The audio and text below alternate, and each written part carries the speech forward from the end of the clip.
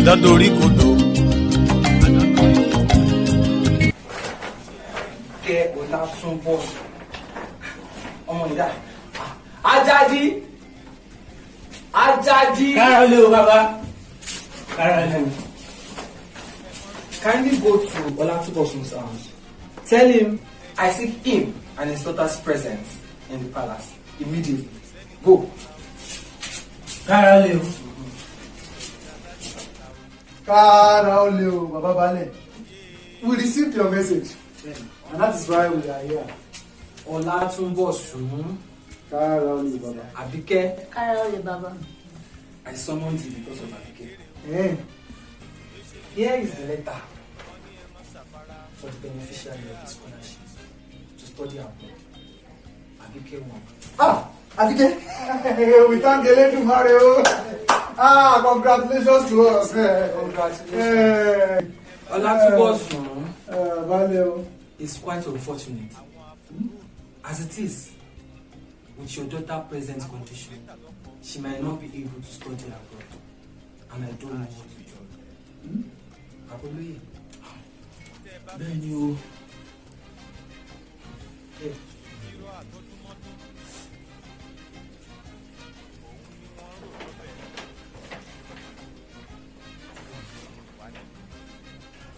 Take out. How many? Take out.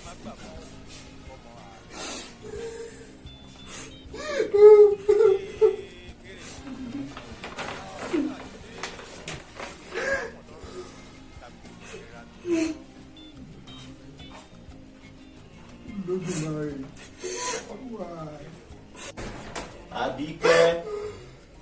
Hey man. Sharaki.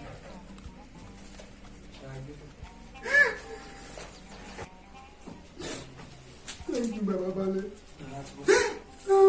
The cat. Ìyá ẹlẹ́mu. Ó yọ ẹgbẹ́ mu bóde. Ẹmu yìí ti pẹ́. Ẹmu yìí lásán. Ẹmu yìí ṣá. Ó sì ta fún yín. Ẹmu yìí lásán. Ẹmu yìí gbá yagiyagi lára. Bẹ́ẹ̀ni. Ẹmu gidi ni. Ẹ parọ́. Back to our discussion. You see, nature give us everything we need in this nation to be great. Except good leaders. Leaders or looters. Ọ̀dà ìdè o. Ọ̀jákunlé. Níbi tí o sọ̀rọ̀ tí o parọ́ dé. Really bámúbámú ni mo yóò leaders. All they care about is I, me, myself. They live in palaces when we live in prison. You see. We are endowed with mineral wealth in this country, which is meant for all of us. But some thieves squandered everything. Squandered it. Should we now be looking?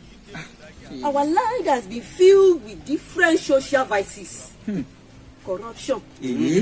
Terrorism. Political and religious bigotry. Nepotism. Unemployment. Kidnapping and ritual killing. Nínú wa iná. Injustice. Ó pọ̀ o. Rape. All these features prominently as our land begin to drift from one point to the other. Ìyá Àdìkẹ́ ẹlẹ́mu. So you know much about this nation. I thought it's only Emu that you know. Who does not know what is happening? Or else we pretend as if we don't know anything. Ìyá ẹlẹ́mu. See that rape that you just mentioned? Yes. It has happened in our village here. Rárá o. Ẹ gbọ́. Something.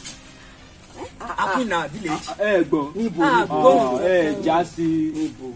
Nínú ìlú wa yìí náà ni. Ẹ bò ní o rárá o. Afa sọ̀rọ̀ òjò kù.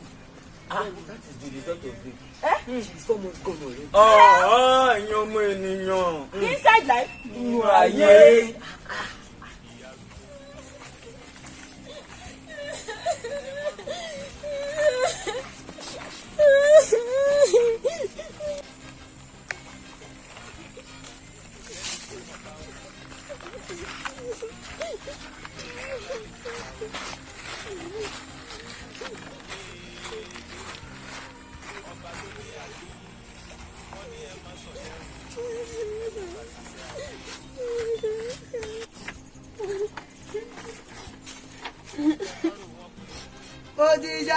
lọ níjẹ̀bà mo dé níjẹ̀bà o.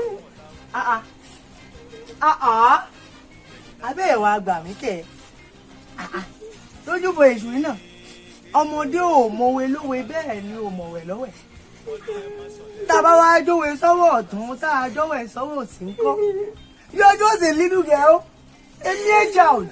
A mere child didn't call me. Does a woman not feel the pain of the heart? Does a woman have grief no right to her voice?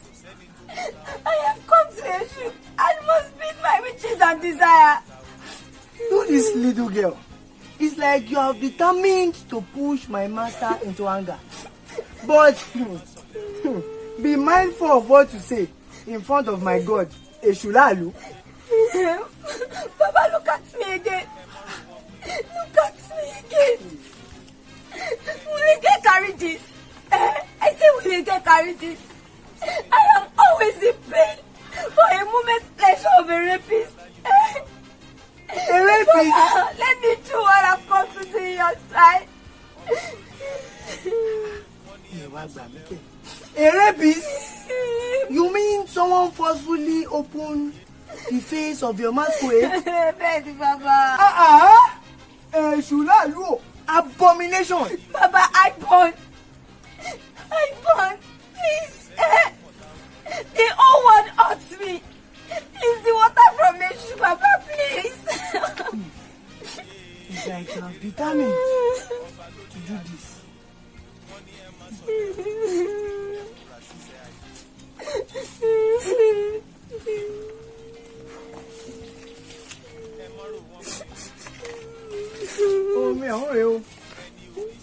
Omi ọ̀hún rèé o. Woman, take.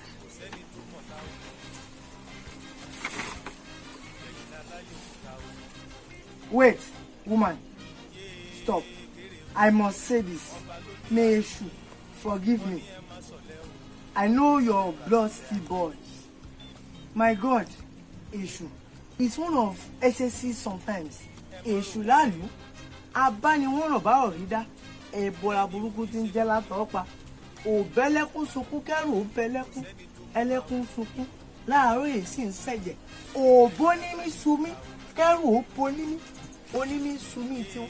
Láàárọ̀ èyí á sì máa sùn fún, láàárọ̀ èyí láròbọ. Be mindful of what you do. Let me, Baba. I shall ask him what my mind wants me to ask him. Okay, oh, my lips are sealed. Eshulalu Ogilopo. Any Latin show tó nípọn.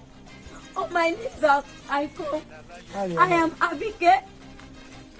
I am the only child of Olatubosu and Efuyemi.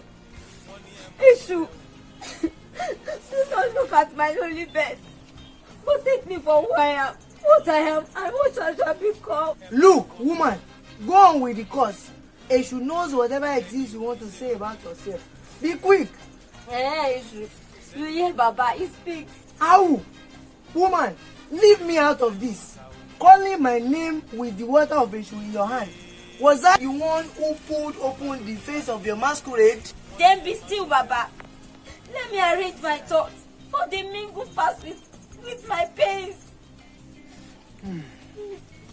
Eshulalu, hurry up to the houses of the two young men who raped me. Let them know 5 peace for the rest of their lives. For this thing they have done to me. For this shame they have wrought on my face and the faces of my parents. You two will die a painful slow death. Wherever you two may be today, I curse you. You will be sick in the head, one leg here on earth, and one leg in the land of the dead. Yeah, Baba, I have said my mind. Every words, Eshulalu shall grant all your desires. But for the sake of your unborn child, Eshu says, if you drink the water, Eshu will grant all your heart desires. But if you change your mind and decide to pour the water at the shrine, they shall all be forgotten. Woman, Jebure, woman, Oba Jebure, dáríjì wọ́n, take it easy on them. Woman, take it easy. Ọmọ aráyé. Ayé le ènìyàn ṣòro. Humans are wicked. Human beings.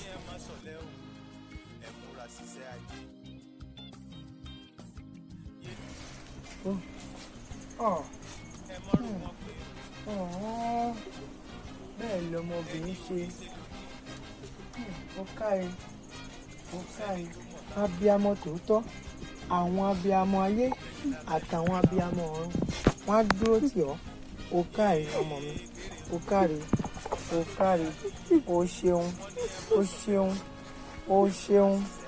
Ó ṣeun. Àwọn alálẹ̀ ilẹ̀ yìí yóò gbé ọ́. Ìjìláàlú ó dúró tì ọ́. Bẹ́ẹ̀ ni àwọn alálẹ̀ ilẹ̀ yóò gbé ọ́. Ó kú ọmọ ṣe. Ká ìdílé. Ọ̀gá ẹ̀ èṣù ó wò ọ́ yóò wò wọ́n rẹ. Àwọn alálẹ̀ ilẹ̀ yóò dúró tì ọ́. Wọ́n sunkún mọ́. Elédùà ó ràn ọ́ lẹ́kún. Ẹkún ayọ̀ ló sì mọ sùn. Ọmọ aráyé burú, ènìyàn ṣòro. Ibẹ̀ láyé ti gbé ṣe tí láì kó. Bẹ́ẹ̀ wọ́n ṣe kàn ó wẹ̀wẹ̀ ẹ̀jẹ̀. Humans, they are very wicked. Èèyàn abèdí ìpínyàn.